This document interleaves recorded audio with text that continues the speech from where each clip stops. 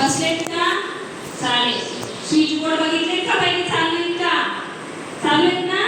ठीक आहे. सीपीयूचं बटन का रे? बघ सीपीयूचं बटन कुठे आहे? माझ्याकडे का बघतोय? सीपीयू कुठे आहे? खाली आहे की नाही? बटन चालू आहे का? ठीक आहे. चालेल.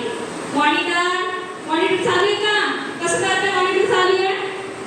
मॅडम लाईट मुळे कळतंय ना? ठीक आहे. चालेल. माऊस हलवा बरं. माऊसचं लेफ्ट बटन एकदा क्लिक करा, कॉम्प्युटर चालू दिसेल तुम्हाला. ठीक आहे. चालेल. मागच्या वेळेस आपण टच पेन शिकलो होतो. ठीक आहे. तर त्याच्यामध्ये आपण काय केलं होतं, जे चित्र दिले होते की नाही तेच कलर केले. तर आज आपण काय करूया, नवीन शिकूया की जे टूल्स दिलेले आहेत त्याचा वापर करून आपण शिकूया.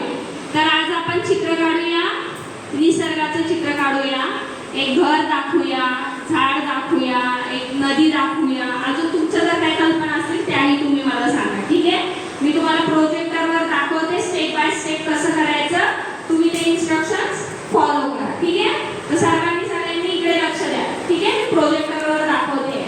सगळ्यात पहिले तुम्ही स्टार्टवर क्लिक केलं. स्टार्टवर क्लिक केल्यानंतर तुम्हाला एज्युकेशन दिसतंय.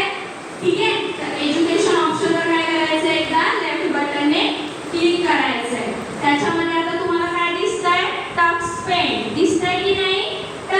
टक्सचं स्पेलिंग काय आहे बघा बरं जरा. TUX टक्स आणि PAINT पेन.